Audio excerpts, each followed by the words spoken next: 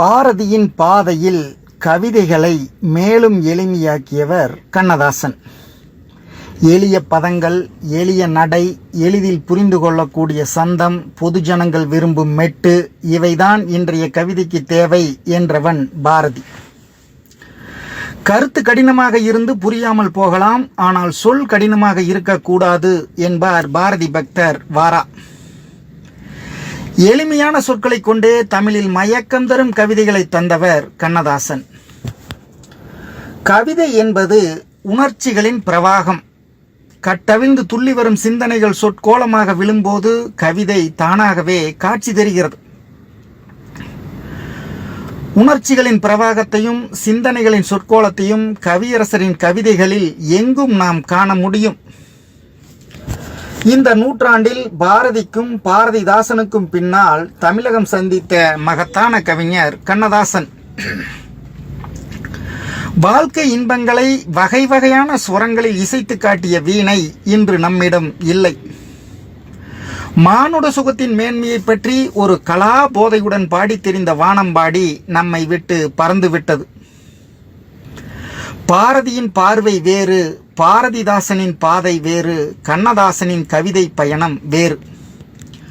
ஒரு கவிஞனிடம் இன்னொரு கவிஞனின் சாயலை தேடுவது சரியான இலக்கிய திறனாய்வு ஆகாது. வீணையின் இனிய நாதத்தை நாம் மத்தளத்திடம் எதிர்பார்க்க முடியாது. புல்லாங்குழலின் மெல்லிய இசையை நாதஸ்வரத்திடம் நாம் கேட்க முடியாது. ஒவ்வொரு இசைக்கருவிக்கும் ஒவ்வொரு இனிமை இருப்பது போல ஒவ்வொரு கவிஞனுக்கும் ஒவ்வொரு நோக்கம் இருக்கிறது. பாட்டு திறத்தாலே இந்த வையத்தை பாலித்திட வந்த பாரதி எழுதுகோலை எடுத்தபோது நாட்டு விடுதலைக்கான களம் அவன் கண் முன்னால் விரிந்து கிடந்தது. அதனால் ஏகாதிபத்தியத்திற்கு எதிராக ஒரு எழுத்து வேள்வியை எளிதாக நடத்த முடிந்தது. தமிழில் ஆயுத எழுத்து ஒன்று என்று பண்டிதர்கள் சொல்லிக் கொண்டிருந்த நேரத்தில் வெள்ளையருக்கு எதிராக அத்தனை எழுத்துக்களையும் ஆயுதமாக வீசி பார்த்தவன் பாரதி. பாரதிக்கு பின்னால் வந்த பாரதிதாசனுக்கு மொழி உணர்வு கை கொடுத்தது. வடமொழியின் தாக்கத்தாலும் இந்தியின் ஆதிக்கத்தாலும் தமிழ் அழிந்து விடுமோ என்ற அந்த நேரத்து அச்சம் பாரதிதாசனை போர்க்குணத்துடன் பாட வைத்தது. பாரதிக்கும் பாரதிதாசனுக்கும் வாய்த்ததைப் போல் ஒரு பரபரப்பான களம் கண்ணதாசனுக்கு வாய்க்கவில்லை. உணர்வுகளை உசுப்பிவிடும் போராட்டக் களம் அமையாத அமைதியான சூழலில் ஒரு கவிஞன் பாடிய கவிதைகள் காலத்தை வென்று வாழ முடியும் என்றால் உண்மையில் அவன் ஒரு மகா கவிஞனாகத்தான் இருந்திருக்க முடியும்.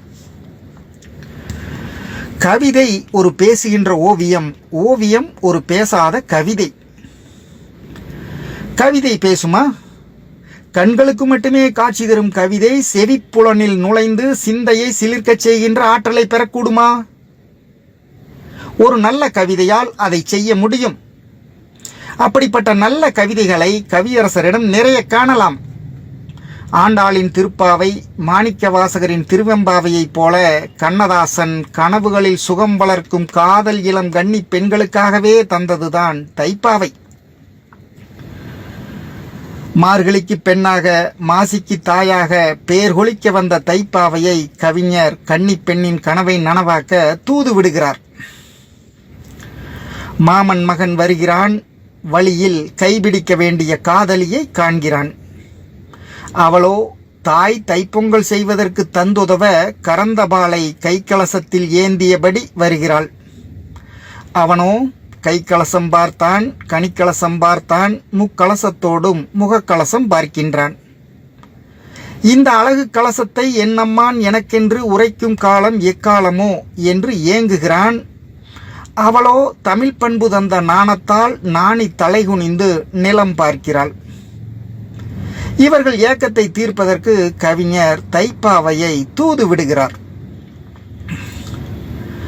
மைக்கினிய கண்ணால் மயக்கவரும் மாயமகள் கைக்கலசம் தாங்கி கறந்தபால் கறந்தபடி தைப்பொங்கல் பொங்க தந்துதவச் செல்கின்றாள். கைக்கலசம் கண்டான், கனிக்கலசம் காண்கின்றான், முக்கலசத்தோடும் முகக்கலசம் பார்க்கின்றான். இக்கலசம் என்னம்மான் எனக்கென்று உரைகாலம் எக்காலம் என்கின்றான். இளைய மகள் நாணுகிறாள், இக்காலம் என்றவர்பால் இயம்பாயோ தைப்பாவாய். கவிதையை படிக்கிற போதே ஒரு அழகான ஓவிய காட்சி நம் கண் முன்னால் வந்து நிற்கிறது. அதன் சுகமயக்க வார்த்தைகள் செவிகளுக்குள் இனிக்கிறது. இதுதான் கண்ணதாசனின் கவிதை ரசவாதம். காதல், இயற்கை, நாடு, மொழி, இனம், மக்கள், தலைவர்கள், கடவுள், சமுதாய சீர்கேடுகள் என்று கண்ணதாசன் பாடாத துறை இல்லை. எதை பாடினாலும் அதில் அவருக்கென்று ஒரு தனி நடை இருந்தது. தமிழ் அவர் நினைத்தபடியெல்லாம் வளைந்து கொடுத்தது. கண்ணதாசனின் கவிதைகளில் காதல் ஒரு மதமாகவே மாறிவிடுகிறது. பெண்களை விட்டென்ன பேரின்பம், வழிகாட்டும் கண்களை விட்டென்ன கடவுள் நெறி என்பது கண்ணதாசனின் வாதம். சிருங்கார ரசந்ததும்பும் கவிஞரின் பெண்மநேயம், மதுக்கோப்பை போன்றவை கண்ணதாசன் மண்ணை பற்றிய சிந்தனை இல்லாமல் தன்னை பற்றிய சுய சுகானுபவங்களில் மூழ்கி திளைக்கும் சாதாரண மனிதர் என்ற குற்றச்சாட்டை கொண்டு வந்து சேர்த்தன. ஒரு கவிஞன் தீட்டும் கவிதைகள் அனைத்தும் சமூகம் பற்றியே இருக்க வேண்டும் என்பதில்லை. அவன் தன்னுடைய சுய அனுபவங்களையும் சொந்த சோகங்களையும் கூட கவிதையாக்கலாம்.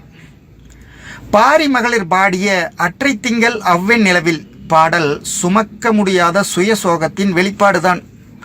அதற்காக சமூக பயன்பாடு தராத கவிதை என்று அதை ஒதுக்கிவிட முடியுமா? சதா சர்வகாலமும் மண்ணை பற்றியே சிந்தித்த பாரதி தன்னை பற்றியும் சிந்தித்ததால் தான் காணி நிலம் வேண்டும் என்றான். பாட்டு கலந்திடவே ஒரு பத்தினி பெண் வேண்டும் என்றான். அதற்காக பாரதியை புறந்தள்ள முடியுமா? நெருப்பு கவிதைகளை தந்த பாரதிதாசனும் காதல் ரசம் ததும்ப அரைவாயில் உட்புகுந்தேன் அத்தான் தன் கையால் அள்ளி நிறைவாயின் அமுது கேட்டு கனிதல் நெடிதுறிஞ்சி மறைவாக்கி கதவை என்னை மணிவில கொளியில் கண்டு நறுமலர் பஞ்சனை மேல் நலியாது உட்கார வைத்தான் என்று பாடவில்லையா? அதற்காக பாரதிதாசனை ஒதுக்கிவிட முடியுமா? கண்ணதாசனின் சிருங்கார சுருதி கூட்டும் பெண்மநேயத்திற்கும் மதுக்கோப்பைக்கும் எதிராக சிலர் எழுந்து நிற்பது ஏன் என்று நமக்கு புரியவில்லை. ரசமான தத்துவம் ராட்சச சிந்தனைகள், ரசமான கோப்பையிலே சுவையான மதுவிலே ரகசிய தேவகீதம், அசலான காவியம் அழகான ஓவியம் 1000 லட்சம், அடிவானம் பூமியில் கடலாடுகின்ற போல் அடிபோடும் போதையுள்ளம். சொல்லும் போதே பாடல் சுகம் வளர்க்கிறது. கண்ணதாசனின் கருத்தை ஏற்காதவர்களையும் கவிதை மயக்குகிறது. மரண பயம் கவிஞரின் மனதை தழுவ பார்க்கிறது. அதிலிருந்து விடுபட விரும்புகிறார். அதற்கு மதுவும் மங்கையும் தேவைப்படுகிறது. கவிஞரின் பாடல் தொடர்கிறது. வசமான பெண்மையும் வளமான கிண்ணமும் வாழ்க்கையில் உள்ள மட்டும் வாராது வஞ்சகம் வாராதிங்கென்னிடம் வாராது மரண பயமே. வசப்படுத்தும் பெண்மையும் வற்றாத மதுக்கிண்ணமும் தனக்கு தேவை என்று தன்னுடைய பலவீனத்தை மறைக்காமல் பறைசாற்றுவதுதான் கண்ணதாசனின் கவிதையின் பலம். மரணத்தை யாரும் நிரந்தரமாக வென்றுவிட முடியாது. என்றாவது ஒரு நாள் அந்த மரணம் தன்னை வந்து தழுவப் போவது நிச்சயம் என்ற உண்மை புரிந்துவிடுகிறது. தவிர்க்க முடியாத மரணம் தன்னை தழுவ வரும்போது தான் எப்படி இருக்க வேண்டும் என்று கற்பனை செய்கிறார் கவியரசர். யாருக்குமே தோன்றாத ஆசை கண்ணதாசனுக்கு தோன்றுகிறது. பைரன் தழுவாத பாவையரே, பாரசீக பாவலனும் சேராத பைங்கிளிகால், என்னை ஓர் வைரம் போல் உங்கள் மார்பினிலே சூடுங்கள். ஓர் கையில் மதுவும் ஓர் கையில் மங்கையரும் சேர்ந்திருக்கும் வேளையிலே ஜீவன் பிரிந்தால்தான் நான் வாழ்ந்த வாழ்க்கை நலமாகும். சமுதாயத்தை சரிப்படுத்தவும் நெறிப்படுத்தவும் எழுதுகோள் எடுக்க வேண்டிய கவிஞன் இப்படி புலம்பலாமா என்று நம் நெஞ்சம் கேட்கும் கேள்வி கண்ணதாசன் காதுகளில் விழுந்து விடுகிறது. அவர் சொல்கிறார், ஓர் கையில் மதுவும் ஓர் கையில் மங்கையரும் சேர்ந்திருக்கும் வேளையிலே ஜீவன் பிரிந்தால்தான் நான் வாழ்ந்த வாழ்க்கை நலமாகும். இல்லையெனில் ஏன் வாழ்ந்தாய் என்றே இறைவன் எனக் கேட்பான். எவ்வளவு சாதுரியமான பதில்! பழியை பரம்பொருள் மேல் போடுகிறார் கவிஞர்.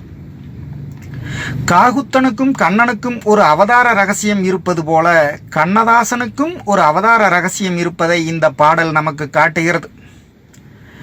கண்ணதாசன் கவிதைகளின் அடிநாதம் வாழ்க்கை இன்பங்களை அனுபவிக்க வேண்டும் என்பதுதான்.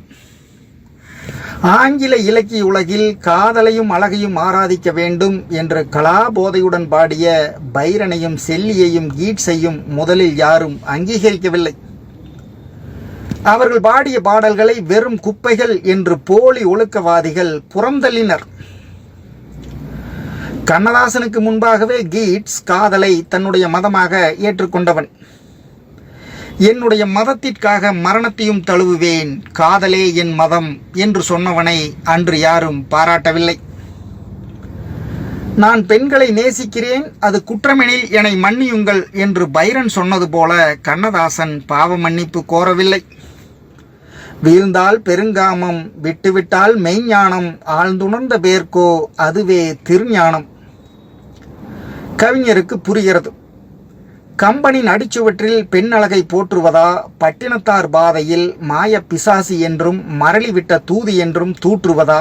கண்ணதாசனுக்கு கொஞ்சம் தடுமாற்றம் வருகிறது. வண்ணக் கலையழகு, மாளாத சிலையழகு, கண்ணில் கவியழகு, கற்பனைக்கு பேரழகு, பின்னல் ஜடையழகு, பேதலிக்கும் மார்பழகு, சின்ன நடையழகு, சிங்கார கையழகு, முன்னம் படைகூட்டி முகப்பழக்கும் மெய்யழகு, என்ன தொலையாத இடையழகு, தேவனவன் பெண்ணை படைத்ததற்கு பின்னழகே மண்ணழகு. இப்படியும் பாடி எல்லாம் சதையெலும்பு, கைப்பிடியில் சாம்பல், கால்களிலே பெருநாற்றம், துப்புகிற எச்சில் தொடையலாம் நோய் வெளுப்பு, மை பிடித்த கண்ணில் வழிகின்ற சீல்வீச்சும், பொய்ப்பார்வை, ஆறாத புண்ணே நடுச்சங்கம், தப்பிவிடு பாவை தடத்தை மறந்துவிடு என்றும் கவிபாடி என் முன்னோர் போயொடிந்தார், எத்தை நான் நம்புவதோ எதில் மனதை நாட்டுவதோ? சிந்தனை தொடர்கிறது. இரண்டு பக்க நியாயங்களும் விசாரணை கூண்டில் நிற்கின்றன. இறுதியில் பெண் இன்பம் வென்றுவிடுகிறது. கவிஞரின் உணர்வு கட்டருந்து பாய்கிறது. கண்ணாடி மேனியிலே சிற்றெரும்பு போல சித்தனுக்கால் அத்தனையும் ஒவ்வொன்றாய் பார்த்தே ஓடித் திரிகின்றேன், ஆறத் தழுவுகிறேன், ஆவி உடலேறி சாரத் தழுவுகிறேன், சந்நிதியே தெய்வீகமே ஏட்டில் எழுதாத எழுத்தையெல்லாம் உன்னுடலில் பாட்டாய் எழுதுகிறேன், பள்ளி திருமையிலே அர்த்தமிலா வார்த்தையெல்லாம் அங்கே பிறக்குமடி, கண்ணே என் கண்ணே ஐயோ என் கட்டழகே, சக்தியிலான் பேசும் தத்துவம் போல் இறுதியிலே முக்தியிலே நானும் மூழ்கித் தவிக்கின்றேன். காதல் இன்பமே முக்திக்கு வழிகாட்டுவதாக கவிஞர் பாடுகிறார். காதல் ஒரு மாமிச பட்சினி அன்று, அதற்கு சதை விருந்து அருவருப்பானது என்பார் அப்துல் ரஹ்மான். ஸ்பிரிச்சுவல் லவ் என்னும் ஆன்மீக காதலுக்கு அந்த விளக்கம் பொருந்தலாம். மண்ணில் கால் ஊன்றியிருக்கும் மனித காதலுக்கு உடலே களமாகிறது என்பதுதான் கவிஞரின் கட்சி. வாழ்க்கையை மறுதளித்துவிட்டு தனியாக வெறும் எண்ணங்களால் மட்டும் வாழ்ந்து மடிவதை விட தொட்டு சுவைக்கும் புலன் உணர்வால் வாழ்வதே சிறந்தது என்பதே கண்ணதாசனுக்கும் பைரனுக்கும் உள்ள கவிதை முடிவு. அகத்தில் கருத்தும் புறத்தில் வெளுத்தும் போலி வேடமிடும் இன்ப மறுப்பாளர்களும் கடுந்தூய்மை கட்சிக்காரர்களும் கண்ணதாசனின் இந்த கவிதை முடிவை ஏற்க மறுக்கலாம். என்னடா கவிஞன் நீ, பேரின்ப பெருவெளியில் சிறகடித்து பறந்து பரம்பொருளை நாடாமல் சிற்றின்ப சகதியில் சீரழிவை தேடுகிறாய்? இதுவா கவிதையின் நோக்கம்? ஆண்டவனை விட்டுவிட்டு ஆரணங்கை பாடுவதா? மாதவனை மறந்துவிட்டு மதுக்கோப்பையை ஏந்துவதா என்று கோபத்துடன் கேட்கலாம். அந்த இன்ப மறுப்பாளர்களை பார்த்து கண்ணதாசன் கேட்கும் கேள்வி ஒன்றே ஒன்றுதான். காமுகனும் மாண்டான், கடவுள் நெறி பேசும் மாமுனியும் மாண்டான், மற்றிதிலே யார் பெரியார் என்று கவிஞர் கேட்கும் கேள்விக்கு எந்த ஞானியால் தான் பதில் சொல்ல முடியும்? வாழும் வாழ்க்கையை துறந்து உழவும் உலகத்தை மறந்து பரம்பொருளை பற்றிய சிந்தனைகளில் மூழ்கி பேரின்ப சுடரொளியில் ஞான வெளிச்சம் தேடும் ஞானிகளுக்கும் சாவு வந்து சேர்கிறது. கண்ணியரின் கண்ணழகில் கிறங்கி மதுவின் போதையிலே மயங்கி சிற்றின்ப சுகம் காணும் சாதாரண மனிதனுக்கும் சாவு வந்து சேர்கிறது. இதுதான் வாழ்க்கையின் தத்துவம் எனில் காமுகனை விட கடவுள் நெறி பேசும் மாமுனிக்கு என்ன மரியாதை என்று கவிஞர் கேட்கும் கேள்வியில் ஒரு தர்க்க நியாயம் தெரிகிறது. மனிதனுக்கு வாழ்க்கை ஒரு முறைதான் வாய்க்கும். இறப்பை நோக்கி நடக்கின்ற பொழுது இழக்கின்ற ஒவ்வொரு நொடியையும் அனுபவித்துவிட வேண்டும் என்று அறிவுறுத்துவது கவிஞர் கண்ணதாசனுக்கு முக்கிய நோக்கமாக இருக்கிறது. கண்ணதாசன் விரும்பியிருந்தால் சித்தர் வேடமிட்டு மாயாவாதம் பேசி மரியாதையை தேடியிருக்கலாம். இந்த உலகம் பொய், வாழ்வும் வாழ்வும் பொய் என்று ஒப்பாரி வைத்திருக்கலாம். சங்ககால தமிழன் வாழ்க்கையின் சகலவிதமான இன்பங்களையும் அனுபவித்தவன். இயற்கையின் அழகிலே இரண்டர கலந்தவன். அங்கையும் புறங்கையும் போன்று காதலையும் வீரத்தையும் வாழ்வின் இரண்டு பக்கங்களாக பார்க்க தெரிந்தவன். இடைக்காலத்தில் சமணமும் பௌத்தமும் பெற்ற செல்வாக்கால் சமூக வாழ்வின் தடம் மாறியது. ஈகத்தின் இன்பங்களை துறந்து பரத்தில் இடம் தேடுவதே மனித வாழ்வின் மகத்தான நோக்கம் என்ற மாயாவாதம் மலர்ந்தது. அந்த மாயாவாதத்தின் ஆணி வேறையே அறுக்க முயன்றவன் பாரதி. இந்த உலகம் பொய்யா, வாழும் வாழ்வும் பொய்யா, எனக்காகவே தவமிருந்து என் நலத்திற்காகவே உருகும் என் மனைவி பொய்யா, என் நெஞ்சத்தில் அமுதத்தை வரவழைக்கும் குழந்தையின் அன்பு பொய்யா, அப்படியானால் தேளும் பொய்யோ, அது கொட்டுவதனால் ஏற்படும் வலியும் பொய்யோ என்று மாயாவாதிகளை ஆவேசத்துடன் ஏளனம் செய்தவன் பாரதி. ஒன்று பரம்பொருள், நாம் அதன் மக்கள், உலகின்ப கேணி என்று சொல்லும் பாரதிதான் மாதரோடு மயங்கி கழித்தும் மதுர நல்லிசை பாடி குதித்தும் காதல் செய்தும் பெரும்பல இன்பம், கல்லில் இன்பம், கலைகளில் இன்பம், பூதளத்தினை ஆள்வதில் இன்பம், பொய்மையல்ல இவ்வின்பங்களெல்லாம் என்று அடித்து பாடுகிறான். எத்தனை கோடி இன்பம் வைத்தாய் எங்கள் இறைவா என்று வியந்து பேசுகிறான் பாரதி. ஆண்டொன்று போனால் வயதொன்று போகும், அதற்கு முன்னாலே அனுபவிக்கவா என்று அழைக்கிறார் கண்ணதாசன். பிறப்புக்கு முன்னே நடந்தது என்ன உனக்கும் தெரியாது, இறப்புக்கு பின்னே வருவது என்ன எனக்கும் புரியாது, இருப்பது சில நாள் அனுபவிப்போமே எதுதான் குறைந்துவிடும் என்று வாழ்க்கை ரகசியத்தை எளிமையாக்கியவன் கண்ணதாசன். வாழ்க்கையின் தொடக்கமும் இறுதியும் நிர்வாணம்தான்.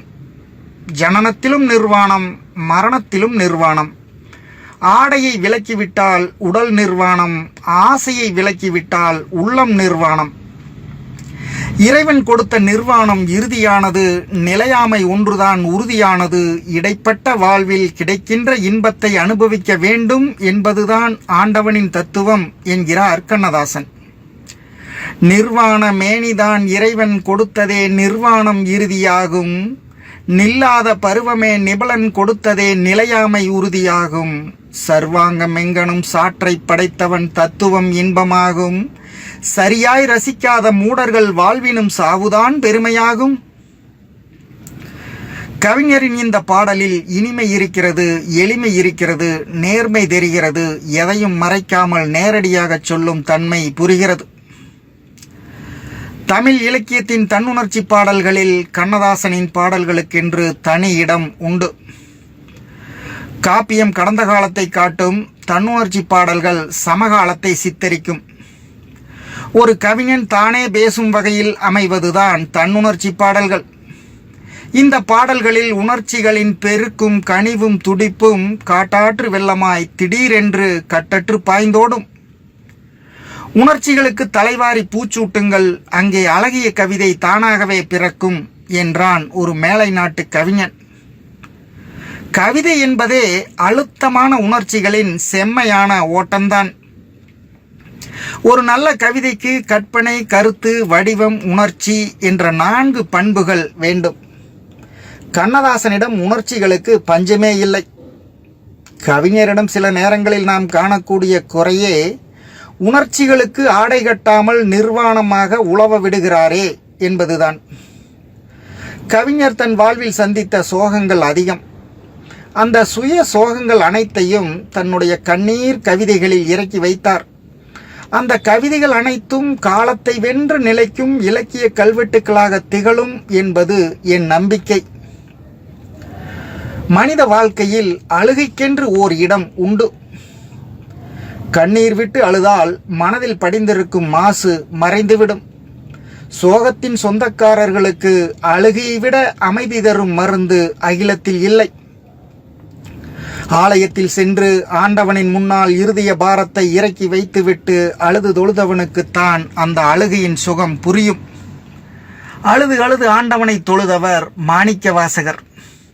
நினைந்து நினைந்து, உணர்ந்து உணர்ந்து, நெகிழ்ந்து நெகிழ்ந்து, அன்பே நிறைந்து நிறைந்து, ஊற்றெனும் கண்ணீர் அதனால் உடம்பு நனைந்து நனைந்து என்பார் வள்ளல் பெருமான். காலத்தின் மேடு பள்ளங்களில் வேகமாக ஓடி விளையாடிய கண்ணதாசன் தன்னுடைய உணர்ச்சிகளுக்கு கதவும் பூட்டும் போடாத கவிஞர். பற்றறுக்க மாட்டாமல் பாடி புலம்புகிறேன், சுற்றறுக்க மாட்டாமல் துயரத்தால் விம்முகிறேன் என்று ஓலமிடும் கவிஞர். பாசம் மிகுத்தேன், பற்றுதல் மிகுத்தேன், ஆசை தருவன அனைத்தும் பற்றுவேன் என்கிறார். அவருடைய இந்த வாழ்க்கை அணுகுமுறைதான் அவருடைய வேதனைகளுக்கெல்லாம் காரணம் என்பது நமக்கு தெளிவாக புரிகிறது. சீசரை பெற்றதாயும் சிறப்புறப் பெற்றால், இன்று நாசரை பெற்றதாயும் நலம் பெறப் பெற்றால், காமராசரை பெற்றதாயும் நாட்டிற்கே பெற்றால், என்னை ஆசையாய் பெற்றதாயோ அழுவதற்கென்றே பெற்றாள் என்று கவிஞர் பாடும்போது அவர் சந்தித்த சோகங்கள் அத்தனையும் சுயமுகம் காட்டுகிறது. பிறப்பிலும் அழுதேன், வந்து பிறந்த பின் அழுதேன், வாழ்க்கை சிறப்பிலும் அழுதேன், ஒன்றிச் சேர்ந்தவர் சிலரால் சுற்றும் மறைப்பிலும் அழுதேன், உள்ளே மனத்திலும் அழுதேன், ஊரார் இறப்பிலே அழுவதெல்லாம் இதுவரையில் அழுதுவிட்டேன் என்று கழிவிறக்க நினைவுகளில் கலங்குகிறார் கண்ணதாசன். ஒரு கவிஞன் அழக்கூடாது என்பது அவருக்கும் தெரியும். ஆனால் அந்த அழுகை இதயத்தை மென்மையாக்கும் இறைவனின் சீதனம் என்பதால் என்னை அளவிடு, என்னை அளவிடு, அன்னை என்னை அளவே படைத்தாள் என்று அழுவதற்கு அனுமதி கேட்கிறார். கண்ணிலே நீரதற்கு, காலமெல்லாம் அழுவதற்கு என்று வேதனையின் விளிம்பில் நின்று விளக்கம் கொடுத்த கண்ணதாசன் தான் கண்ணீர் வருவதற்கான காரணங்களை பட்டியல் போடுகிறார். கண்வழி சொரியும் உப்பு கடவுளால் வருவதல்ல, மண் வழி வரலாம், பெற்ற மகன் வழி வரலாம், சேர்ந்த பெண் வழி வரலாம், செய்த பிழை வழி வரலாம் என்கிறார். அழுகையை பற்றி பாடும் அருகதை எனக்கே உண்டு என்று தனி உரிமை கோரும் கண்ணதாசன், அழுவதை ஊரார் கண்டு ஆறுதல் சொல்வார் என்றே விழிகளில் கண்ணீர் வைத்தான் வியத்தகும் இறைவன் என்று அழகாக பாடுகிறார். அழுவதினால் கவிஞரின் இருதய ரணங்களுக்கு ஆறுதல் மருந்து கிடைக்கிறது. அது ஒரு சோக சுகம். அதனால்தான் காதலில் கூட தோல்வியை தழுவி நிறைவேறாத காதல் நினைவுகளோடு பள்ளியில் தனியே சாய்ந்து கண்ணீர் சிந்துவதற்கு கவிஞர் ஆசைப்படுகிறார். அழுகை இவரை தேடி வருகிறதோ இல்லையோ, இலக்கிய செழுமைக்காக இவர் அழுகையை தேடி செல்கிறார். அழுவதில் கண்ணதாசனுக்கு உள்ள ஆனந்தத்தை இந்த பாடல் நமக்கு காட்டுகிறது. தொழுவது சுகமா, வண்ணத் தோகையின் கனிந்த மார்பினில் விழுவது சுகமா, உண்ணும் விருந்துதான் சுகமா, இல்லை பழகிய காதல் எண்ணி பள்ளியில் தனியே சாய்ந்து அழுவது சுகம் என்பேன் யான், அறிந்தவர் அறிவாராக. அழுகையால் பயன் உண்டா? உண்டு என்கிறார் கண்ணதாசன். ஆசையின் முடிவு ஏக்கம், அழுகையின் முடிவு ஞானம் என்று அழுகையால் கிடைக்கும் பயனை அறிவிக்கிறார் அவர். அழுகைக்கு அடித்தளமாகும் ஆசையை துறந்து ஞானத்தை தேடுவோருக்கு நடுவே அழுகையை கொண்டே ஞானத்தை அடையும் புதிய வழியை காட்டுகிறார் கண்ணதாசன். தன்னுடைய அழுகையினால் தமிழுக்கு அழியாத கவிதைகளை தந்தவர் கவியரசர். தன்னுடைய அழுகை கூட அழகான கவிதையாகும் என்று அவரால் கம்பீரமாக சொல்ல முடிகிறது. என்னை அளவிடு, என்னை அளவிடு, அன்னை என்னை அளவே படைத்தாள், வானம் அழுவது மலையெனும் போது, வையம் அழுவது பனியெனும் போது, காணம் அழுவது கலையெனும் போது, கவிஞன் அழுவது கவிதையாகாதோ? அந்த கவிஞன் அழுதது கவிதை ஆயிற்று. தமிழில் உள்ள தன்னுணர்ச்சி பாடல்களில் ஒரு புதிய பரிணாமத்தை சேர்த்தது. ஆறாத ரணங்களோடு இருந்த கண்ணதாசன் வாழ்க்கை சோகங்கள் அத்தனையும் கொண்டு வந்து சேர்ப்பதற்காக 6 மாத குழந்தை கண்ணுறங்குகிற போது அதை யாரும் எழுப்பிவிடக் கூடாது என்பதற்காக காலங்களால் அழிக்க முடியாத ஒரு கவிதையை தந்திருக்கிறான். 6 மாத குழந்தை ஆழ்ந்த துயிலில் உறங்கிக் கொண்டிருக்கிறது, அதை யாரும் எழுப்பி விடாதீர்கள் என்கிறான். ஏன் எழுப்பக்கூடாது என்பதற்கான காரணத்தையும் சொல்கிறான். அவனை எழுப்பாதீர், அப்படியே தூங்கட்டும், ஆழ்ந்த துயிலினிலே அமைதியினை காணட்டும், அன்பு குழந்தையவன், அரையாண்டு செல்வனவன், இந்த வயதினிலே இப்போது தூங்குவதே சுகமான தூக்கம், அவன் சுகமாக தூங்கட்டும். ஏன் அவனை எழுப்பக்கூடாது? எழுப்பினால் என்ன நடக்கும்? கண்ணதாசன் பேசுகிறான். கண்ணை விழித்திருந்த காசினியை பார்க்குங்கால் என்ன துயர் வருமோ, எங்கெங்கே அடி விழுமோ, காதல் வருமோ, காதலுக்கு தடை வருமோ, மோதல் வருமோ, முறைகெடுவார் துணை வருமோ, நன்றியிலா நண்பர்கள்தான் நாட்புறமும் சூழ்வாரோ, நலமிழந்த பெண் ஒருத்தி நாயகியாய் வருவாளோ, செய்ய தொழில் வருமோ, திண்டாட்டம்தான் வருமோ, வெயில் அழைத்து வரும் வியர்வையிலே நீராடி ஐயா பசி என்று அலையும் நிலை வருமோ, என்ன வரும் என்று இப்போது யார் அறிவார், அவனை எழுப்பாதீர் அப்படியே தூங்கட்டும். நாட்டு தலைவனென நல்வாழ்வு பெற்றாலும், கேட்ட பொருள் எல்லாம் கிடைத்தாலும், அவன் வீட்டு மாட்டுக்கும் கூட மரியாதை கிடைத்தாலும், பஞ்சனைகள் இருந்தாலும் பால்பலங்கள் உண்டாலும், சொத்துள்ள காரணத்தால் தூக்கம் பிடிக்காது, அவனை எழுப்பாதீர் அப்படியே தூங்கட்டும். பூ போல தூங்குகிறான், பூமியிலே உள்ளதெல்லாம் பார்க்காமல் தூங்குகிறான், பாவிகளை இன்று வரை சேராமல் தூங்குகிறான், தெய்வத்தின் காதினிலே ரகசியங்கள் பேசுகிறான், லாலீலா பாடுகிறான். வெள்ளை மலர்முகத்தை, வெள்ளி நிலா பெட்டகத்தை, பிள்ளை கனியமுதை பேதையீர் எழுப்பாதீர், அவனை எழுப்பாதீர் அப்படியே தூங்கட்டும். தமிழில் உள்ள தன்னுணர்ச்சி பாடல்களின் சிகரம் இந்த பாடல் என்பது என் நம்பிக்கை. ஆங்கில நவீன இலக்கியத்தில் தன்னுணர்ச்சி பாடல்களில் தனி முத்திரை பதித்த செல்லிக்கும் நம் கண்ணதாசனுக்கும் ஒரு அதிசய ஒற்றுமை உண்டு. இருவருமே இதயத்தின் சோகத்தை ஈரமான கவிதைகளில் இறக்கி வைத்தவர்கள். ஏக்கங்களையும் நிராசைகளையும் நெஞ்சுக்குள் சுமக்க முடியாமல் கண்ணீரில் கரைக்க முயன்றவர்கள். இவர்கள் இருவரும் தங்களுக்காக எழுதிய பாடல்களில் மட்டும்தான் வேதனையும் விரக்தியும் அவநம்பிக்கையும் அலங்கரிக்கின்றன. மக்களுக்காக எழுதிய பாடல்களில் மகிழ்ச்சியும் மலர்ச்சியும் நம்பிக்கையும் ஆட்சி புரிகின்றன. மேல்காற்று என்ற தனிப்பாடலில் இதயத்தின் தவிப்பை தாழ முடியாமல், காற்றே என்னையும் ஓர் இலையைப் போல் அலையைப் போல் மேகத்தைப் போல் சுமந்து நீ செல், வாழ்க்கையில் முட்களின் மீது வீழ்கிறேன், ரத்தம் கொட்டுகிறேன் என்று கதறி அழும் அவநம்பிக்கை நிழல் படிந்த அதே செல்லிதான் மக்களை பார்த்து வாழ்க்கையில் இலையுதிர்காலம் வந்துவிட்டால் என்ன, வசந்தம் வருவதற்கான அடையாளம் அல்லவா அது, வசந்தம் தொலை தூரத்திலா இருக்கும் என்ற கேள்வியில்தான் எவ்வளவு ஆக்கபூர்வமான நம்பிக்கை எதிரொலிக்கிறது.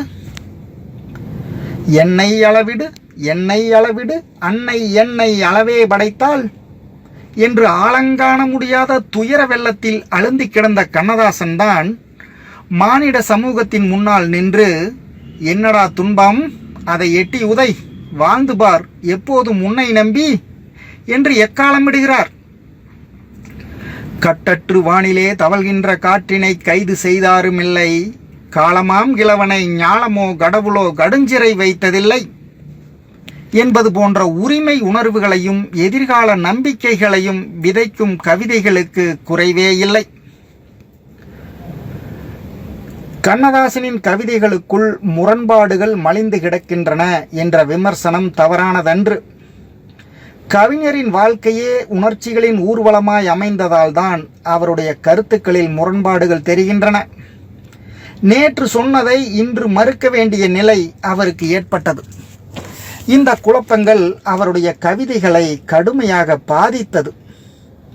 ஆனால் கண்ணதாசனின் முரண்பாடுகளில் ஒரு வியக்கத்தக்க ஆக்கபூர்வமான பரிணாம வளர்ச்சி இருப்பதுதான் ஆச்சரியமானது. அவர் மலைமுகட்டில் இருந்து அடிவாரத்தில் விழுந்துவிடவில்லை, அடிவாரத்தில் இருந்து மலைமுகட்டை நோக்கி எழுந்து நடந்தவர். கொள்கை மாற்றங்களுக்காக அவர் வெட்கப்படவில்லை. கல்லாய் மரமாய் காடு மேடாக மாறாதிருக்க யான் வனவிலங்கல்லன், மாற்றம் எனது மானிட தத்துவம், மாறும் உலகின் மகத்துவம் அறிவேன், எவ்வவை தீமை எவ்வவை நன்மை என்பதறிந்து ஏகுமின் சாலை, தலைவர் மாறுவர் தர்ம அர்பாரும், தத்துவம் மட்டுமே அச்சய பாத்திரம் என்று பெருமிதம் ததும்ப பிரகடனம் செய்கிறார். கண்ணதாசனின் மாற்றங்கள் அவருக்கு பெருமையைத்தான் சேர்த்தன. நாத்தலும் பேர நாத்திகவாதம் பேசியவர் அர்த்தமுள்ள இந்து மதத்தில் ஈடுபாடு கொண்டு ஆத்திகவாதியானார். இந்தி மொழியை கடுமையாக எதிர்த்தவர் இந்திய மொழிகள் அனைத்தையும் நேசிப்பவரானார். பிரிவினைவாதம் பேசியவர் ஒருமைப்பாட்டிற்கு ஓங்கி குரல் கொடுத்தார். மதுவிலும் மாதரார் பிடியிலும் மயங்கி கிடந்த கண்ணதாசன் தான் பஜகோவிந்தம் பாடத் தொடங்கினார். அவருடைய இந்த ஒவ்வொரு மாற்றத்தையும் நாம் பார்க்கும்போது கவியரசரின் வளர்ச்சியும் கவிதைகளின் வளர்ச்சியும் நன்றாகவே நம் கண்களுக்கு புலப்படும். தொடக்க காலத்தில் கடவுள் எங்கே என்று கேட்டவர்தான் கண்ணதாசன். அவர்தான் பின்பு காலநடையில் கனிந்து நாத்திகவாதம் என்பது அரசியல் நோக்கம் கொண்டது என்பதையும் அது உள்மனதின் உண்மையான உணர்ச்சி அல்ல என்பதையும் உணர்ந்ததாக உரைக்கிறார். கடவுளை படித்ததில் என் சிறகுகள் விரிந்தன, சொற்கள் எழுந்தன, பொருட்கள் மலர்ந்தன, காண்கின்ற காட்சியெல்லாம் கவிதையிலேயே தோன்றின என்று புலகமுற்று பேசுகிறார். வாழ்க்கையில் நீ எந்த சாலையில் போனாலும் சரி, எதிர்ப்படுகிற மகிழ்ச்சியிலோ துன்பத்திலோ இறைவனின் எதிரொலியைத்தான் நீ கேட்கிறாய். அந்த எதிரொலியில் இந்து மதத்தின் சாரத்தை நீ காண்கிறாய் என்று அனுபவத்தில் கனிந்த ஞானத்தோடு பேசுகிறார் கண்ணதாசன். பூஜ்யத்துக்குள்ளே ஒரு ராஜ்யத்தை ஆண்டு கொண்டு புரியாமலே இருப்பான் ஒருவன், அவனை புரிந்து கொண்டால் அவன்தான் இறைவன் என்று கடவுளின் ரகசியத்தை கலைவடிவத்தோடு கவிதையில் காட்டுகிறார் கண்ணதாசன். இந்த மண்ணுக்கு ஆத்திகம் எவ்வளவு பழமையானதோ நாத்திகமும் அவ்வளவு பழமையானதுதான். கடவுள் உண்டு என்ற குரல் கேட்டபோதே கடவுள் இல்லை என்ற எதிர்குரலும் எழுந்துவிட்டது. கடவுளை காட்ட முடியுமா என்றது நாத்திகம். பசியை போல் பரம்பொருளையும் அனுபவத்தில் உணர முடியுமே தவிர அடுத்தவருக்கு காட்ட முடியாது என்று உரைத்தது ஆத்திகம். ஆனால் கண்ணதாசன் கடவுளை காட்டுகிறான். நாத்திகனும் மறுக்க முடியாத கடவுளை கண் முன்னால் கொண்டு வந்து நிறுத்துகிறார் கவியரசர். கடவுளையும் மனிதனையும் பேச விடுகிறான் கண்ணதாசன். மனிதன் தனக்கு தெரியாத சந்தேகங்களை கடவுளிடம் கேட்கிறான். கடவுள் மனிதனுக்கு பதில் சொல்கிறான். பிறப்பினில் வருவது யாதென கேட்கிறான் மனிதன். பிறந்து பார்த்தால் தெரிந்து விடுகிறது என்கிறான் கடவுள்.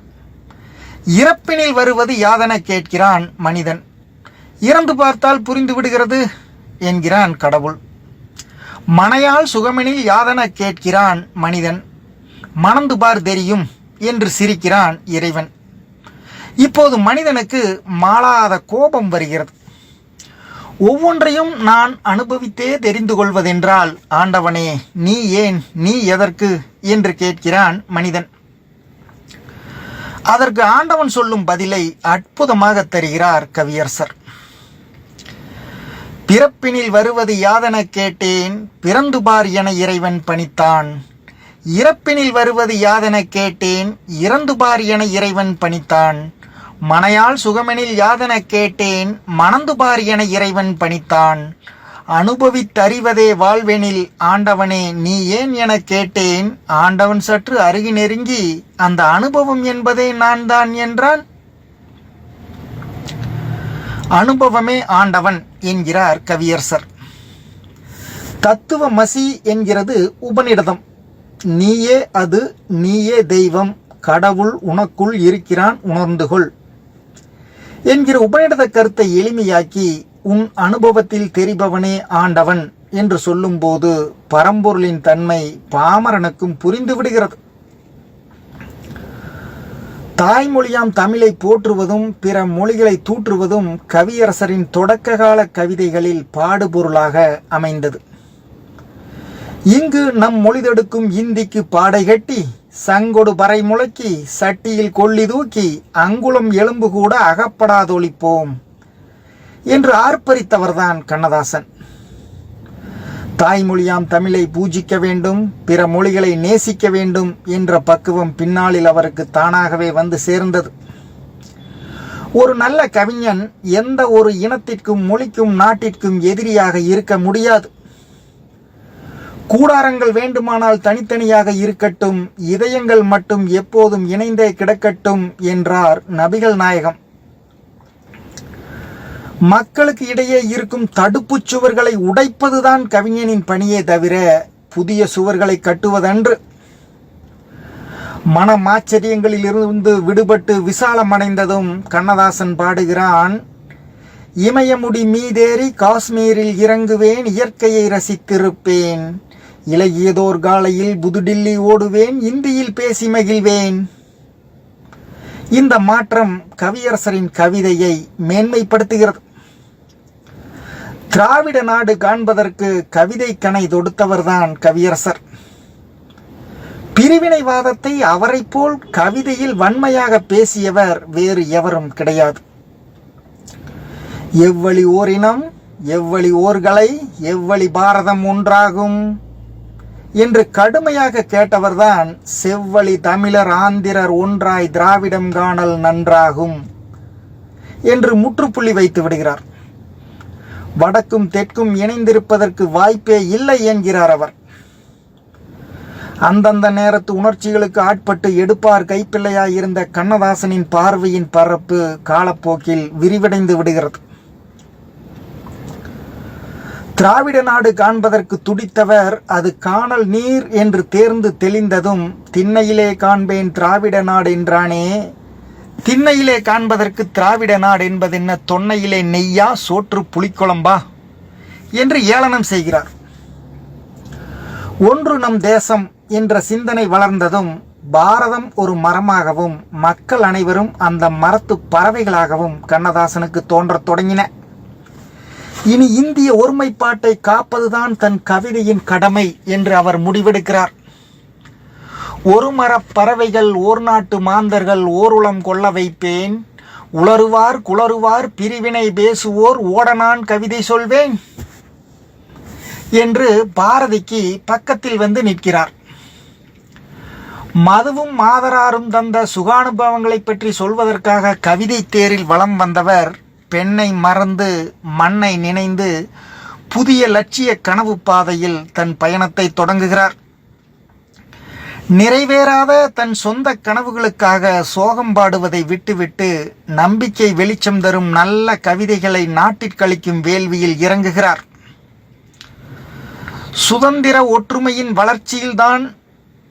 சுதந்திர இந்தியாவின் ஒற்றுமையில்தான் வளர்ச்சிக்கு வழிகாண முடியும் என்று சுடுகாட்டு மேடையில் நின்று பாடுகிறார் கண்ணதாசன். உலக இலக்கியத்தின் தரத்திற்கு உயர்ந்து நிற்கும் பாடல் இது என்பது என் நம்பிக்கை. சுடுகாட்டு எலும்புகளை சோதித்து பார்த்ததிலே வடநாட்டு எலும்பென்று வந்த எலும்பில்லையடி, தென்னாட்டு எலும்பென்று தெரிந்த எலும்பில்லையடி, என் நாட்டு எலும்பென்றும் எழுதி வைக்கவில்லையடி, ஓர் நாட்டு மக்களுக்குள் 1000 பிரிவை எரியூட்டவில்லை எனில் என்ன ஆளும் துன்பமடி. இன்று இந்த பாடல் பஞ்சாபிலும் காஷ்மீரிலும் அஸ்ஸாமில் மட்டுமல்ல தென்னாப்பிரிக்கன் நிற வெறியர்களுக்கு எதிராக பாடுவதற்கும் பொருத்தமானதுதான். மனித சமூகங்களுக்குள் பிரிவுகளையும் பேதங்களையும் வளர்க்கும் எந்த மண்ணிலும் இந்த பாடலை பாடலாம். தடுப்பு சுவர்களுக்குள் தங்கள் வாழ்க்கையை சுருக்கிக் கொள்ளாமல் பறந்து கிடக்கும் பாரதத்தின் மக்களாய் வாழ்வதில் என்னென்ன பயன் என்று கண்ணதாசன் பாடுவது ஒரு சுவையான பாடல். ஆடவும் பாடவும் நீளமாய் அகலமாய் அமைந்திருப்பது நம் நாடு, இமயமுடி மீதேறி காஷ்மீரில் இறங்குவேன், இயற்கையை ரசித்திருப்பேன், இலகியதோர் காலையில் புதுடில்லி ஓடுவேன், இந்தியில் பேசி மகிழ்வேன், சமயமெனும் நதிகளில் தத்துவம் காணுவேன், தலைமூழ்கி நீராடுவேன், சண்டிகார் நகரில் ஓர் நண்பனின் வீட்டிலே தமிழ்நாட்டின் உணவு கொள்வேன், எழில்மிக்க கோவாவில் சிறுகப்பல் ஓட்டுவேன், இனிப்பான பெண்ணி உண்பேன், பொழில்மிக்க மலையாளம் மண்ணிலே பொழுதெல்லாம் பூவையர் அழகு பார்ப்பேன் என்று அழகாக பாடுகிறார். இந்தியா ஒன்றாக இருந்தால்தானே நமது என்ற உரிமையுடன் கோவாவுக்கு செல்லலாம், சிறுகப்பல் ஓட்டலாம், இனிப்பான பெண்ணி என்ற முந்திரிச்சாறு சுவைக்கலாம். இமயம் முதல் குமரி வரை ஒன்றாக நின்றால்தானே நம் மக்கள் என்ற உணர்வுடன் மலையாள மண்ணிலே கேரளத்து பெண்களின் அழகினிலே ஈடுபடலாம்.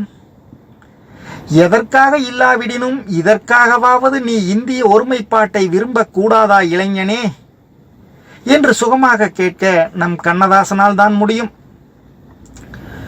திருநாட்டு வாழ்விலே செம்மையும் புதுமையும் சேர நான் பாடுபடுவேன், திக்கெட்டும் எந்நாடு நேர்மைக்கு தாய் என்று செப்புமாறு அரசு செய்வேன் என்று சபதமேற்ற கவிஞர் பாரத சமுதாயத்தை பார்க்கிறார்.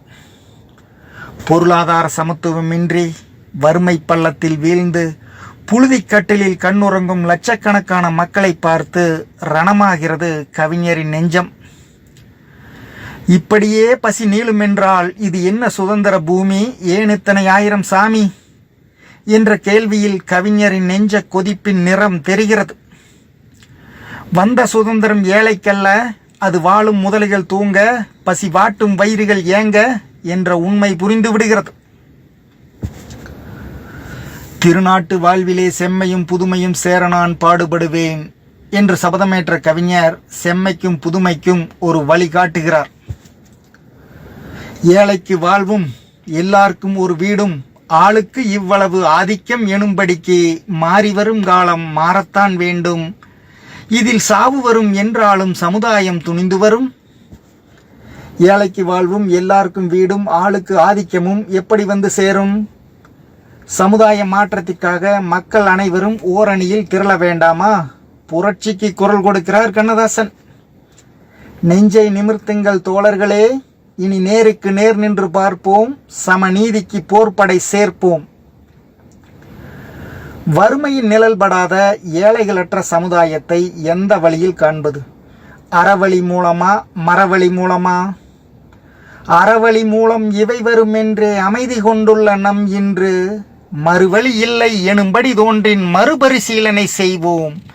அறவழியாலும் மரவழியாலும் மக்களில் பொதுமையை காண்போம் என்று தெளிவாக பாடுகிறார்.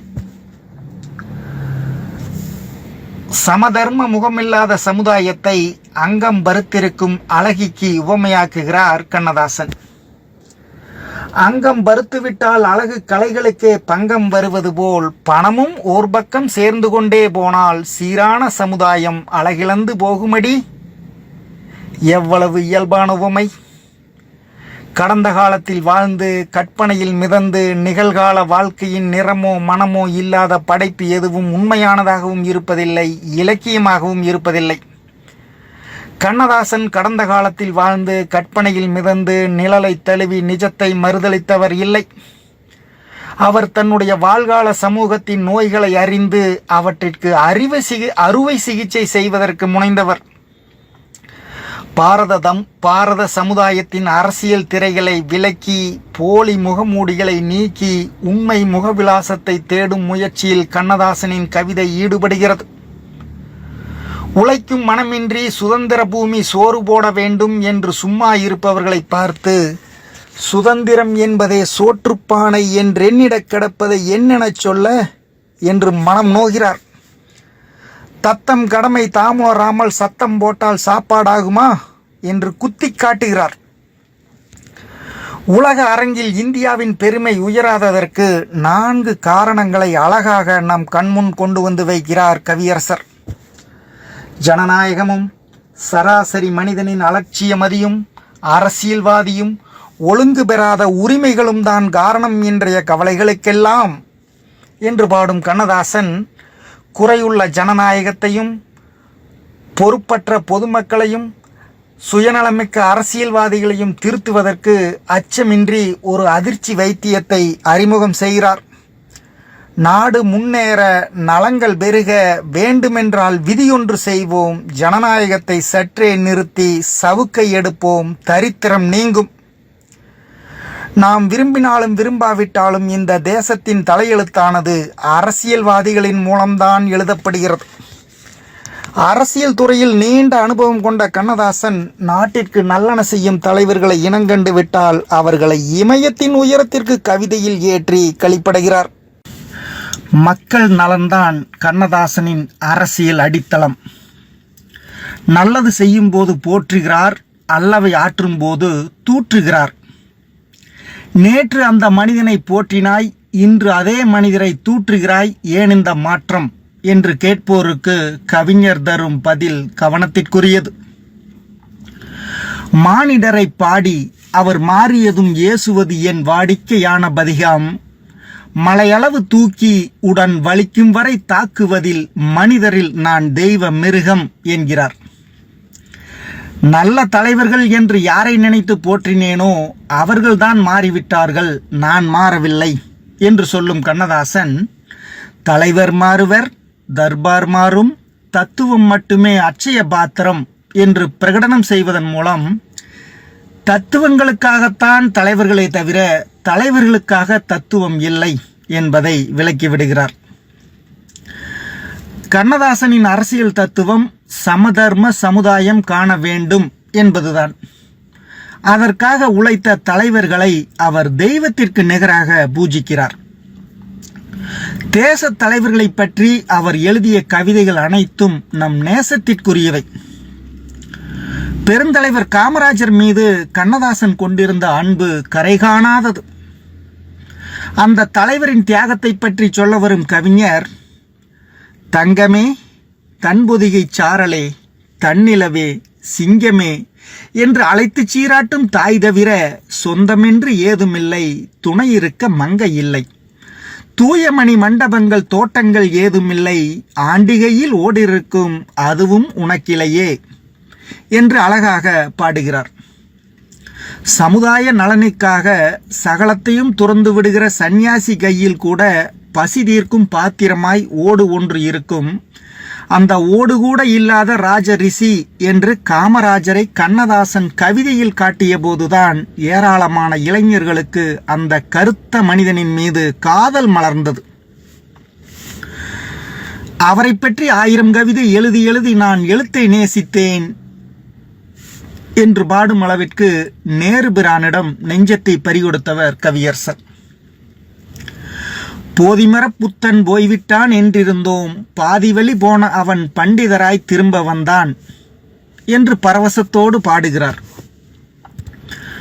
நேருவே பாரதம் என்று நெஞ்சுருகி நின்றவராம். அந்த அண்ணலின் மரணச் செய்தியை தாங்கிக் கொள்ள முடியவில்லை. இமயமே நொறுங்கி வீழ்ந்தது போல இதயம் கலங்கியது. உள்ளம் உடைபட்டு உணர்ச்சி வெள்ளம் பெருக்கெடுக்கிறது. சாத்தனின் மரணத்தை தாழ முடியாமல் சங்கப்புலவன் கதறியதைப் போல கண்ணதாசனும் கவிதையில் கதறுகிறான்.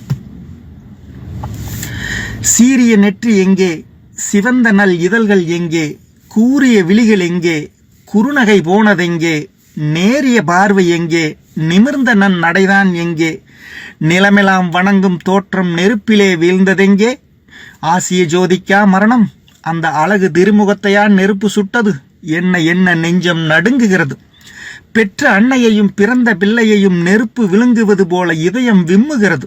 அம்மம்மா என்ன சொல்வேன், அண்ணலை தீயிலிட்டார், அன்னையை தீயிலிட்டார், பிள்ளையை தீயிலிட்டார், தீயவை நினையா நெஞ்சை தீயிலே எரியவிட்டார், தீய சொல் சொல்லா வாயை தீயிலே கருகவிட்டார். கவிஞருக்கு சாவின் மீதும் நெருப்பு வளர்க்கும் தீயின் மீதும் நெஞ்சை கசக்கி பிழியும் சஞ்சலத்தின் மீதும் சாபம் இட வேண்டும் போல கோபம் வருகிறது. சாவே, உனக்கொரு நாள் சாவு வந்து சேராதோ, தீயே உனக்கொரு நாள் தீ மூட்டி பாரோமோ, சஞ்சலமே நீயும் ஓர் சஞ்சலத்தை காணாயோ, தெய்வமே உன்னையும் யாம் தேம்பியல வையோமோ. மெல்லிய உணர்ச்சிகளின் முனைகளை கிள்ளி விடக்கூடிய பாடல் இது. உண்மையான அழுகை ஊற்றெடுத்தால் ஒழிய இப்படி உணர்ச்சி வலியும் உயர்ந்த கவிதை உருவாகாது. தமிழுக்கு கண்ணதாசன் சாவை பற்றி தந்த சாகா வரம் பெற்ற தன்னுணர்ச்சி பாடல் இது. மனித வாழ்க்கையில் 30 வயது வரை வாழ்க்கையை மனம் வழிநடத்துகிறது. 30க்கு மேல் அறிவு ஆள்கிறது. 40லிருந்து நம்ம நரைக்கும் காலம் வரை அனுபவம் நம்மை பக்குவத்தோடு பார்த்து கொள்கிறது. கண்ணதாசனின் கவிதை வாழ்க்கையிலும் இந்த பரிணாமத்தை நம்மால் பார்க்க முடிகிறது. கவிஞரின் தொடக்க காலத்தில் இளமையின் வேகத்தில் மனம் போன போக்கெல்லாம் கவிதை எந்த விதமான கட்டுப்பாடும் இல்லாமல் காற்றைப் போல் வாழ்ந்திருக்கிறது. ஐயகோ காலமே போகின்றது, ஐயகோ அருகில் வா மதுக்கிண்ணமே. வாழ்க்கையின் அத்தனை இன்பங்களையும் ஒரு நொடியை கூட தவறவிடாமல் நன்றாக அனுபவித்துவிட வேண்டும் என்று வெறியோடு பாடியவன். கிண்ணம் உடைந்து போனால் என் கிறுக்கும் முடிந்து போகும் என்று போதையின் மயக்கத்தில் புலம்பியவன். மறுவற்ற பெண் கூட்டத்தின் மடியிலே புரண்டு நித்தம் ஒரு கிண்ணம் மாற்றி மாற்றி உலகத்தை அனுபவிப்பேன் என்று தன்னுடைய சொந்த சுக அனுபவங்களை கூசாமல் கூறியவன். மதுவே வா, மயிலே வா, வாழும் காலம் வரைக்கும் புதியதுவாய் தோன்றும் பொருளே வா என்று உதிரத்தின் அணுக்களிலெல்லாம் ஆசை ஊற உற்சாக குரல் கொடுத்தவன். பித்தம் இருக்கிற காலம் வரையிலும் பெண்ணை ரசிக்கட்டுமே, மது கண்ணை மறைக்கட்டுமே என்று வாழ்க்கையின் நோக்கமே இந்த இரண்டும் தான் என்று வாக்குமூலம் வழங்கியவன். கட்டிலே காதல் கனியை அணைத்தபடி சிட்டு குருவியென தீராமல் கட்டி பிடித்தும் கனிய முத்தம் கொடுத்தும் இட்டு வரும் மூச்சினிலே வீசும் கனலோடு தொட்டபடி தூங்கும் தொடர்கதையில் மூழ்கியவன். மனத்தின் வழி நடந்த ஆசை வெறி அடங்கி அறிவின் உள்ளொளியில் பார்வை விரிவடைந்து அனுபவத்தின் முதிர்ச்சியில் ஞானத்தேடல் நடந்தபோது காதலெனும் போதையுற்று மாதர் சுக வாதைப்பட்டு காமரசம் கொண்டதடி மஞ்சம், இன்று ஞானரசம் தேடுதடி நெஞ்சம் என்று பாடுகின்ற பக்குவத்தை பார்க்கிறோம். பெண் இன்பத்தை மறுத்தபோது பெண் இனத்தையே பழித்த பட்டினத்தார் பரம்பரையின் பார்வை கண்ணதாசனுக்கு இல்லை. முத்தமென்றும் மோகம் என்றும் சத்தமிட்டு புத்தி கெட்டு போனதொரு காலம், இன்று ரத்தமற்று போன பின்பு ஞானம் என்று அனுபவ கனியை பிழிந்து ஞானத்தின் சாரெடுத்த கதையைத்தான் சொல்லுகிறான் கண்ணதாசன். பொன்னி நதி எவ்வளவு போன ரத்தம் போன பின்னர் கண்ணியரை ஏசுதடி உள்ளம், இது காலிடறி யானை விழும் பள்ளம் என்று தன்னுடைய பாவத்திற்கு கண்ணியரை பழிப்பது தவறு என்று பேசும் கண்ணதாசன் நம் பெருமைக்குரியவன். ஆசை நடத்திய திருக்கூத்துக்கு ஆளாகி போனவர் அந்த ஆசையை துறந்தால் மட்டுமே நிம்மதி என்ற ஞானவாசலில் நுழைந்ததும் ஆதிசங்கரின் பஜகோவிந்தம் பாடத் தொடங்கினார். விவேகமற்றவனே, பொருள் வர வேண்டும் என்ற பேராசையை ஒழித்துவிடு. மனதில் பேராசை இல்லாத நல்ல புத்தியை நாடு. உனக்கு உரித்தான கருமத்தால் எந்த பொருளை அடைகிறாயோ அதனால் சித்தத்தை இன்புறச் செய்வாயாக என்று ஆதிசங்கரர் வடமொழியில் பஜகோவிந்தத்தில் பாடியதை கண்ணதாசன் தமிழில் தருகிறான். சொந்தமீது சொந்தமென சொத்து சுகம் சேர்த்துவிட தொலையாதெழுந்த மோகம், தொத்தி வரும் நோயதனை புத்தி வழி வெல்லுவது தூயவர்கள் செய்யும் யாகம், சந்ததமும் பாடுபடு வந்தவரை நிம்மதிக்குள் தங்குவது தெய்வ யோகம், தத்துவம் அதற்குள் ஒரு தன்னமைதி தோன்றிவிடும் சாகும் வரை இன்பராகம், அந்தமிலை ஆதியிலை என்றபடி நின்றுளவும் மண்ணலடி பற்று தினமே, ஐயனவன் மெய்யனவன் ஆயர்குல நேயனவன் அன்னவனை பாடு மனமே. கவிதையை மொழிபெயர்ப்பதென்பது வானத்தின் நீளத்தை பிழிந்து வட்டிலில் இறக்கிய கதைதான் என்பார் பேராசிரியர் சீனிவாசராகவன். எது முடியாத காரியம் என்று சீனிவாசராகவன் சொன்னாரோ அதை அற்புதமாக முடித்து காட்டுகிறார் கண்ணதாசன். வானத்தின் நீளத்தை பிழிந்து வட்டிலில் இறக்குகிறார். சந்ததமும் பாடுபடு வந்தவரை நிம்மதிக்குள் தங்குவது தெய்வ யோகம். எவ்வளவு சுகமான மொழிபெயர்ப்பு! இந்த ஆற்றல் தான் கண்ணதாசனுக்கு வாய்த்த தனி வரம். இவ்வளவு ஆற்றல்களையும் பெற்றிருந்த கண்ணதாசன் தன் வாழ்வில் நிழல்கள் நீளும் அஸ்தமன மாலை பொழுதில் தான் வரைந்த கவிதைகளின் உள்ளீடாக மிகச் சிறந்த பாடுபொருட்களை தேர்ந்தெடுக்க தவறிவிட்டதற்கு வருந்துகிறார். நடைபாதை வணிகனென நான் கூறி விற்ற பொருள் நல்ல பொருள் இல்லை அதிகம், ஊர் நெடுக என்பாட்டை உளமுருக பாடுகையில் ஓர்துயரம் என்னுள் வருமே, உதவாத பாடல் பல உணராதார் மேற்பாடி ஓய்ந்தனையே பாலும் மனமே என்று கடந்து போன காலத்திற்காக வருந்தி கண்ணீர் விடுகிறார். இனி திருவாளும் மலர் கொண்டு தேன்மாலை கட்டி அதை தெருக்கல்லில் சாத்த மாட்டேன் என்று உள்ளத்தில் உறுதியெடுக்கிறார். 25 ஆண்டுகள் எழுதினேன் என்பதால் என்னை நான் போற்றவில்லை, இன்னும் ஓர் காவியம் எண்ணுவேன் எழுதுவேன் இலக்கியம் தூங்கவில்லை என்று உலகத்திற்கு அடக்கத்தோடு அறிவிக்கிறார். ஆனால் கண்ணதாசன் என்னும் வாழ்க்கை கவிஞர் வரலாற்று நதியின் போக்கையே மாற்றி காட்டும் மகா கலைஞனாக மலரத் துடித்த போதுதான் மரணம் வந்து தழுவிக்கொண்டது. இது கண்ணதாசன் என்ற தனி மனிதன் நட்டம் அன்று, தமிழ் இலக்கியத்தின் நட்டம். ஒரு கவிஞன் எதை பாடினான் என்பதும் எப்படி பாடினான் என்பதும் கவிதையின் 2 பக்கங்கள். கண்ணதாசனின் பாடுபொருளை கண்டிப்பவர்கள் கூட அவர் பாடிய விதத்தில் மனதை பறிகொடுக்காமல் இருக்க முடியாது. விரிக்காத தோகைமையில் வண்டு வந்து மடக்காத வெள்ளை மலர், நிலவு கண்டு சிரிக்காத அள்ளிமுகம், ஜகத்தில் யாரும் தீண்டாத இளமை நலம் பருவ ஞானம் என்று மாங்கனி குறுங்காவியத்தில் தலைவியை அறிமுகப்படுத்தும் பாங்கு.